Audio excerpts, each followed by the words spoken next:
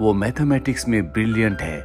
बचपन से उसे नंबर्स का बहुत शौक था, इसीलिए वो अपना पूरा का पूरा वक्त स्टडीज में देता था। उसने कभी कोई दोस्त नहीं बनाया और आज वो एक अपार्टमेंट में अकेला रहता है।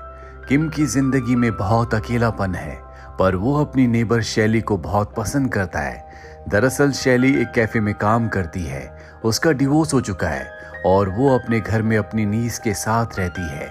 किम रोज शैली के कैफे में जाता है ताकि वो उसे देख सके। दरअसल वहां से वो अपने लिए खाना लेता है और एक रात को जब वो अपने घर पर आता है तो उसे पता चलता है कि शैली की नीस की तबीयत बहुत ज़्यादा ख़राब है। शैली बहुत ज़्यादा डरी हुई होती है। किम उसकी मदद करता है। ये दोनों उस बच्ची को हॉस्पिटल ले आते हैं, जिसके बाद शैली किम को थैंक्स कहती है।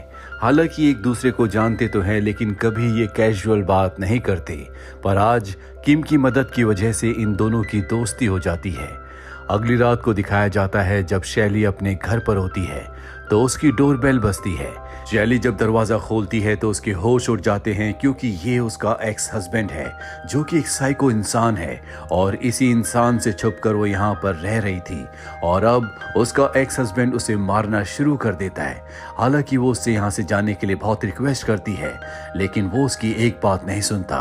और जब वो शैली को मार रहा होता है तभी पीछे से शैली की नीस आकर उसके सर पर एक क्रिस्टल से हमला करती है, जिससे वो जख्मी हो जाता है। इसीलिए उसका गुस्सा और भी बढ़ जाता है, जिसके बाद वो शैली की नीस को मारना शुरू कर देता है। शैली उसे रोकने की कोशिश करती है, लेकिन वो उसकी एक बात नहीं सुनता। और अब शैली के दिमाग में कुछ नहीं आता। वहाँ पर एक प्रेस होती है, वो उस प्रेस की वायर से उसे मार देती है। हालांकि शैली ऐसा नहीं करना चाहती थी, लेकिन उसके पास कोई रास्ता नहीं था। शैली को कुछ समझ नहीं आता कि उसे अब क्या करना चाहिए। हालांकि उसने अपनी और अपनी नीस की जान बचाने के लिए ऐसा किया है, जो कि एक सेल्फ डिफेंस में आता है। और वो कंफ्यूज होती है कि उसे पुलिस को कॉल करना चाहिए या नहीं। तभी डोरबेल बजती है। शैली जल्दी से अपने एक्स हस्बैंड की बॉडी को छुपा देती है और जब वो दरवाज़ा खोलती है तो बाहर किम होता है। शैली से पूछता है सब ठीक तो है, आपके घर से आवाज़ आ रही थी। वो अपने आप को कंट्रोल करके कहती है कि सब कुछ ठीक है, लेकिन किम कोई आम इंसान नहीं है। उसका दिमाग बहुत तेज है। वो पूरी कैलकुलेशन करके समझ जाता है कि यहाँ पर क्या हुआ है। वो शैली के हाथों में खून देखकर समझ जाता है कि किसी ने उसे मारा है। किम कहता है चाहे तुम किसी भी मुसीबत में क्यों ना फंसी हो, मैं तुम्हारी मदद करके तुम्हें उस मुसीबत से निकाल सकता हूँ। तुम मुझ पर भरोसा कर सकती हो। शैली पहले कुछ देर तक सोचती है, इसके बाद वो किम को घर के अंदर ले जाती है, जहाँ पर किम देखता है कि उसके एक्स हस्बैंड की डेड बॉडी है। वो देखकर समझ जाता है कि उस पर 2 लोगों ने हमला किया है। इसका मतलब ये है कि शैली अगर पुलिस को सब कुछ बता भी दे, वो भी शायद पुलिस उस पर भरोसा ना करे और उसे जेल हो जाए। किम कहता है कि तुम चिंता मत करो, मैं तुम दोनों को फंसने नहीं दूंगा। मैं तुम दोनों को इस केस से पूरी तरह से बचा लूंगा। कुछ दिन बीत जाते हैं और अब पुलिस को समंदर के किनारे एक बॉडी मिलती है, जिस बॉडी का चेहरा पूरी तरह से खराब होता है। साथ ही उसकी जो फिंगर्स होती हैं उन्हें भी जला दिया गया था, जिसका मतलब ये है कि फिंगरप्रिंट्स के थ्रू भी बॉडी को आइडेंटिफाई नहीं किया जा सकता।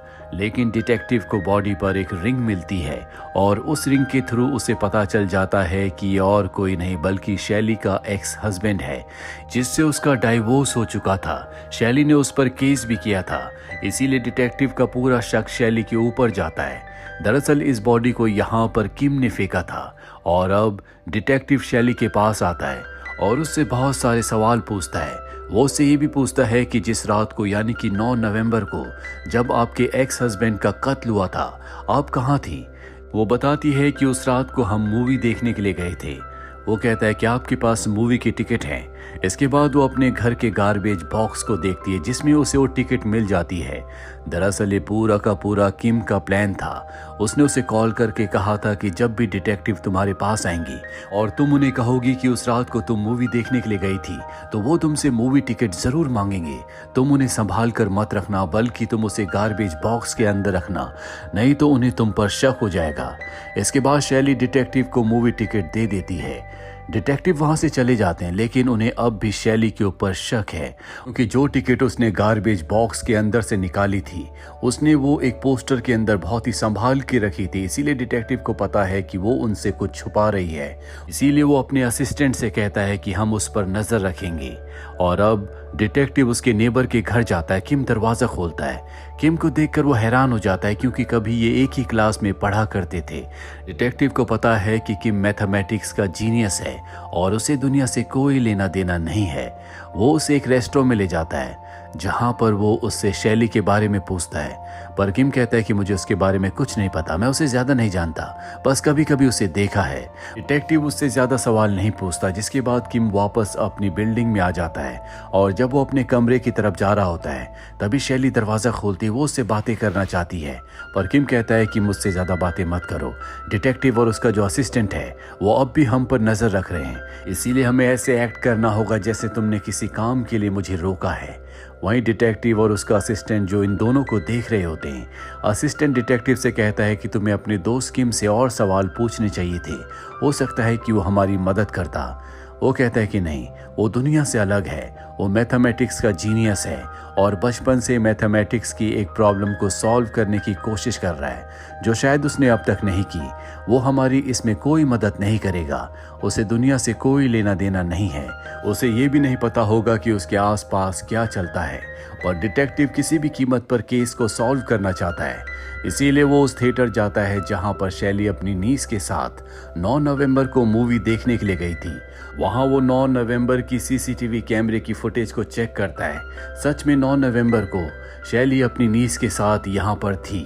वो कंफ्यूज हो जाता है, पर अब भी उसे यकीन है कि शैली ने अपने एक्स हस्बैंड को मारा है। वहीं अगली रात को हमें दिखाया जाता है जहां पर किम और शैली बिल्डिंग की छत पर मिलते हैं। शैली बहुत ज्यादा परेशान होती है। वो किम को बताती है कि डिटेक्टिव ने मुझे लाई डिटेक्टर टेस्ट के लिए बुलाया है।